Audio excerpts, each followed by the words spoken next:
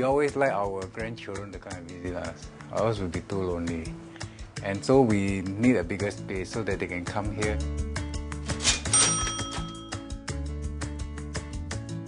For the same dollar for dollar, right? I can get so much more here, like bigger bang for my buck. We feel more relaxed here, and we have more time with our family together.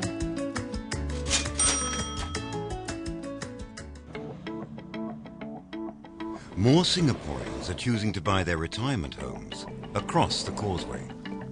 And developers are trying to cash in on this trend by offering more housing options with state-of-the-art facilities.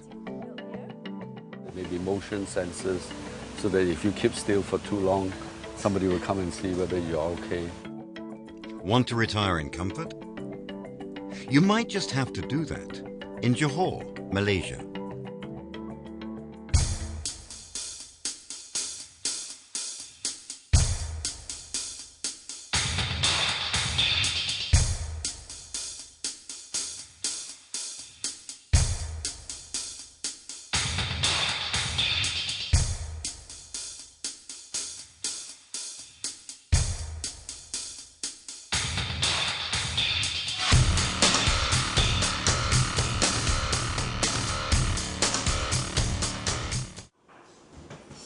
It's 5:45 a.m. To beat the jam, Dad, Edwin, and his two boys have to leave home by 6 to get to school on time. It's a price they've chosen to pay when the family moved from Singapore to Johor 10 months ago.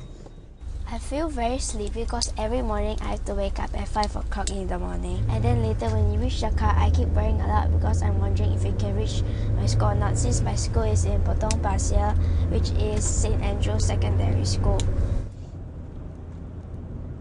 Singapore's education system and strong currency are reasons why 43-year-old Edwin, a property agent, still commutes back daily. They're also what prompted his family to take up Singapore citizenship 5 years ago. But spiraling prices and the pace of life made him and his civil engineer wife, Daisy, think twice about retiring in Singapore. Cost of living is much lower here. We buy fruits is really low compared with Singapore. We feel more relaxed here, and we have more time with our family together. The Galena's home in Johor is now a 220,000 Singapore dollar 3-bedroom inter-terrace unit. A house like that would cost at least 5 times as much in Singapore, more if it's freehold. The Galena family is among the growing number of Singaporeans who choose to live in Malaysia and work or study in Singapore. Johor is also where they'd like to retire. There are no official figures on this group, but a local association estimates that at least 5,000 Singaporean households live in Johor, mainly concentrated in the Iskandar Malaysia region. The region, about 3 times the size of Singapore, was earmarked in late 2006 to spur the growth of the Malaysian economy. Gone are the days where you think that if you're 55, you want to retire and look for something more serene, you come to JB. Today you have a younger age bracket group of people in their 30s, 40s with school-going children, and they also commute to Singapore and JB on a daily basis because they work in Singapore, And these younger Singaporeans staying here, creates more vibrancy mood to the lifestyle that we see in Johor. Such pre-retirees are particularly attracted to areas like Nusajaya and the fringes of Johor Bahru, like Kempas and Permasjaya. These areas have evolved to cater to the needs of Singaporeans, with familiar brands and quality services. This is a key part of the Iskandar Malaysia Master Plan, and two highlights that could be particularly attractive for Singaporean retirees are the integrated wellness township, built as a sanctuary to prolong your active years, as well as the Glen Eagles Medini, a 300-bed hospital cum nursing home and rehabilitation centre. One of the goals of the Iskandar Malaysia Master Plan is to raise the region's population from the current 1.3 to 3 million. To attract foreigners, the Malaysia My Second Home program offers various incentives.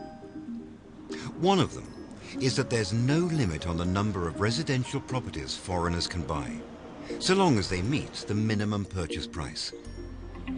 In the past 3 years, the Johor Real Estate and Housing Developers Association has seen a rise in the number of foreign home buyers in Johor. Most of them are Singaporeans. If I'm in Singapore, I need to pay off my mortgage when I'm maybe 55 or 60, and I don't know if I can do that. Maybe it's my children who will do that, but I want to. I mean, we want to be independent, you know, when we are old. So, but here I can say that before maybe we are 50, we can pay off our mortgage. Hey, Jean. Hey, Jerry. Hey, there's no gate here! Yeah, there's no gate. And it's safe? Is it safe? Yeah, I think it is. 48-year-old Jeanne Conceicao is a professional who's never thought of Johor as a place to retire. Australia is where she'd be, if not for a report about an SMRT train driver who bought a house there for 80,000 Singapore dollars. He was renting out his 4-room flat in Singapore, using the money to pay off his mortgage in Malaysia. So I thought that was a fantastic idea. So I decided to come and see the place, and I said, wow, I thought at that point in time he had hit the jackpot. 7 years ago, Jeanne bought this 4-bedroom house in Leisure Farm for 350,000 Singapore dollars. She sold her 3-room flat 2 years ago for 400,000. But profit wasn't her biggest gain.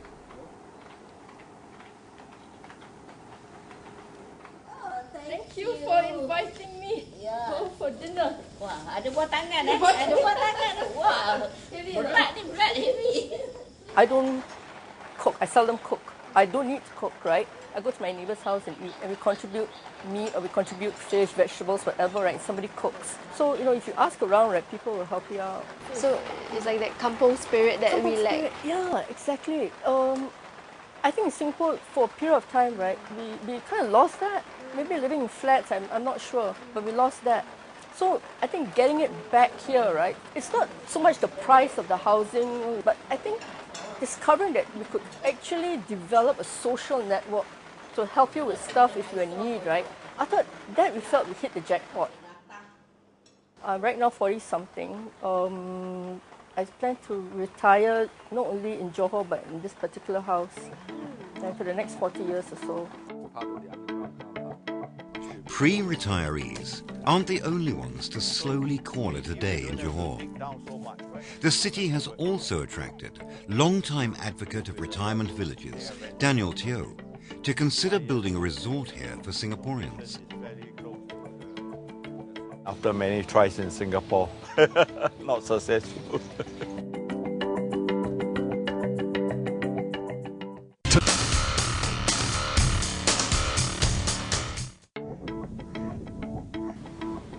A building frenzy is underway in Johor, Malaysia. A once sleepy town that's fast becoming a popular retirement plan B for Singaporeans. More are snapping up properties across the causeway, not just to invest, but to see them through their sunset years. And this has prompted developers to start looking for ways to ride the silver tsunami. Some even have that in mind 10 years ago, but only thing we yet to see any really make it and build it up yet. But of late, I think there are people to start again, talk about this, and this time around, I think they are very serious because they see the potential in it. Leisure Farm, about 1.5 times the size of Tampines, is a sprawling resort of bungalows, villas and semi-Ds, set amidst lush greenery and panoramic landscapes. Almost half the homes here are owned by Singaporeans. And the resort will soon add new housing options to their list. Housing that caters specifically to the elderly. We are going to build, with this 5.8 acres, we are going to build what you call a health farm. How is it different from what you have? You know, your bungalows and your semi-Ds? Here what we have is we do have actually individual units, especially also with medical facilities to take care of the what you call semi-retirees. It's more of that it will be more convenient where there will be also the arrangement to pick them up to all their daily activities, and we have a sort of a management to look after all these residents who stay here. So how many people can it cater to living here? About 1 to 200 units. 1 to 200, okay. And is it just the retirees staying, or what about the children and Oh, the children will, we have, besides this, what you call retirement home, we have apartments that are built surrounding the retirement home. The children can buy a unit of the apartments that can stay close to their parents. This is likely to be the part of the underground park. Also in the midst of planning a retirement village in Johor is Daniel Teo, a long-time advocate of retirement villages in Singapore. We will hope to do more senior care housing, especially independent and assisted living with some essential services. Several attempts to launch such a project in Singapore have failed. One site he'd been eyeing in Singapore had only a 30-year lease. It was later extended to 60, but it still can't compare with this plot he found in Johor Bahru. About the size of a football field, it costs half as much, and the lease? Freehold. Daniel and his partners aim to fit about 120 apartment units here, from 1 to 3 bedrooms, all designed for universal access. It will have a common dining room, as well as an all-day bistro, a gym, and in- and outdoor swimming pools. What about the architecture in terms of, because we look at nursing homes in Singapore, and I don't want to be staying there, so would I want to come here? Well, actually, that's a very good question, because this project, we are going to design it like a resort, so it is a retirement resort. So when you come here, you know, the environment will be that of a 4 to 5 star hotel. So we have a lot of storage provided for them as well. Not within the apartment, but in the basement of the building. Okay. Right. So you have everything at your fingertips, together with all the assistance that you require, you know, emergency call buttons in case you require help. And depending on our discussion with the operator, there may be motion sensors, so that if you keep still for too long, somebody will come and see whether you're okay. Reciprocal right. Approvals are still being sought, but both men hope building works can start middle of this year and end in about 20 months' time. Daniel says about 20 Singaporeans have already expressed interest in it.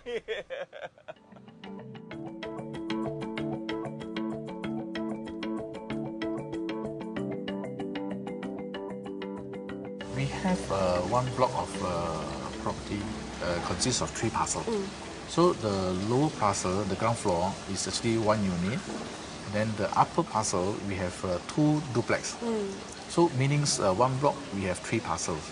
That is, this is a design is suitable for 3 generations. Retirement resorts are but one housing option.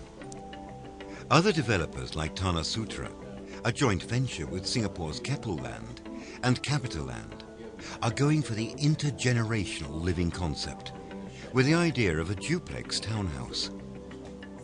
They are part of a massive project called the Seed.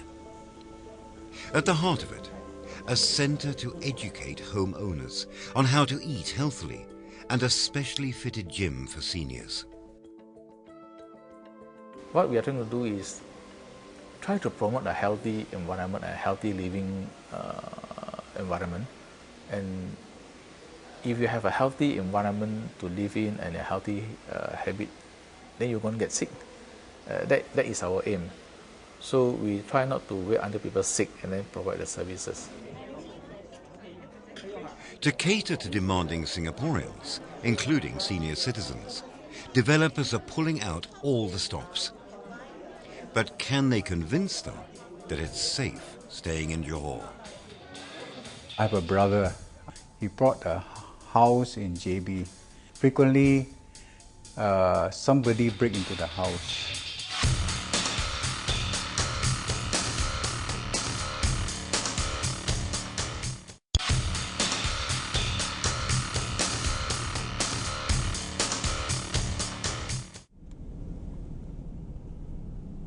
What Shenzhen is to Hong Kong, Johor is to Singapore, a cheaper, more laid-back option.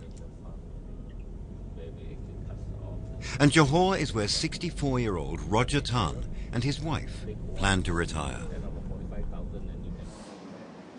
This is where the elderly couple now live, a two-bedroom condominium unit, about the size of a four-room HDB flat. For them, it's just not big enough. This is the second room, which you see, it's so cramped. We turned this room to a study room because only just two of us. The gathering is normally outside, so they don't need to see our room. So that's why they can't stay overnight. So that's why we need a bigger unit to to make them welcome and stay overnight or what. The couple had thought about buying a bigger condo unit in Johor. But with rising prices, they were advised to consider a 3,500 square feet villa instead. 5 times as big as their current unit. It costs just over 400,000 Singapore dollars. But they had doubts about living in a landed property. I have a brother. I think that was 4 or 5 years ago. He bought a house in JB. And frequently, somebody break into the house. Is now being found. He says Johor police called him this morning to say they 为了逃命爬过铁门。令人震惊的是，手持8冷刀的劫匪也毫不犹豫地爬过铁门来干案。To allay fears about safety, developers have gone big on gated and guarded residences. That is, homes with perimeter fencing and security guards at the main entrance. But how safe are these measures? Get Real puts them to the test. At Senibong Cove and Horizon Hills, both popular with Singaporeans. Bang, saya nak jumpa kawan tapi saya terlupa dia punya alamat. Jalan dia saya tahu, tak boleh masuk kan?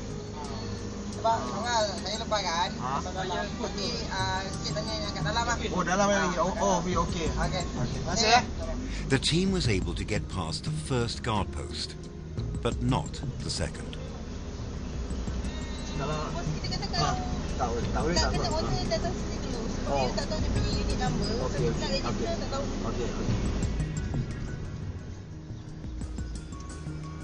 But at 2 other residences, bagian satu. Bagian satu. Jadi waktu malam kita datang. Listen. we were let through after producing a driver's license.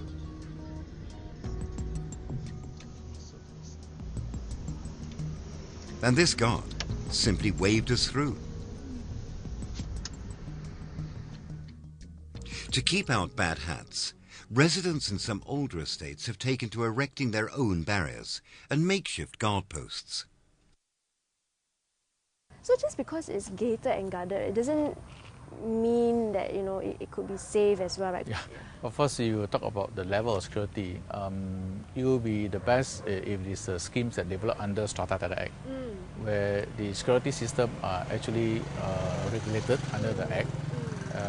The land within the boundary is properly secured, and they can have the right to deny any access from any general public because it is a private property. Okay. Whereas for those schemes that develop under National Land Code, they do not have such provisions. So when the roads completed, it's handed over to the government and it become a public roads.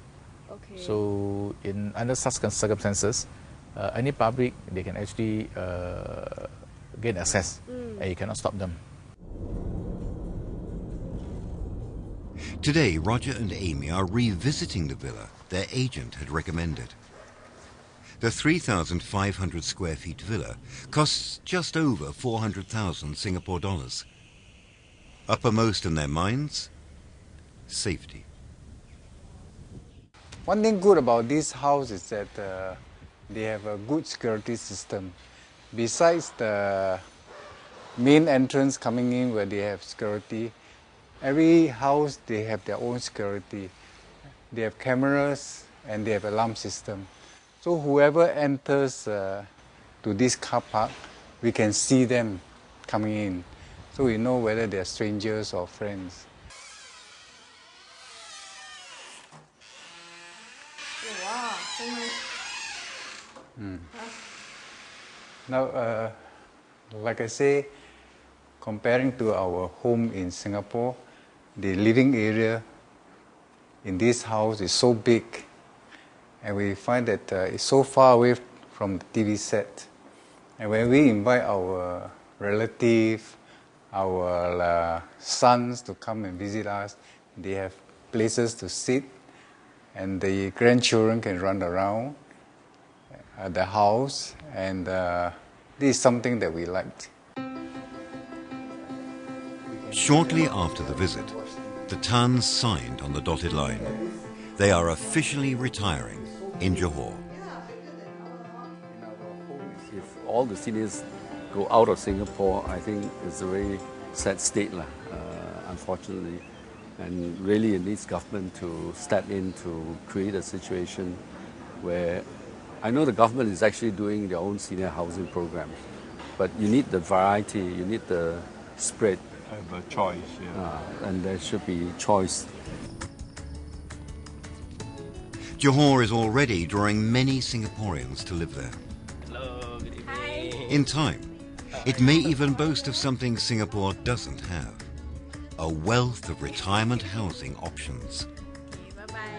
When that happens, what's to stop pre-retirees from opting for the JB retirement plan?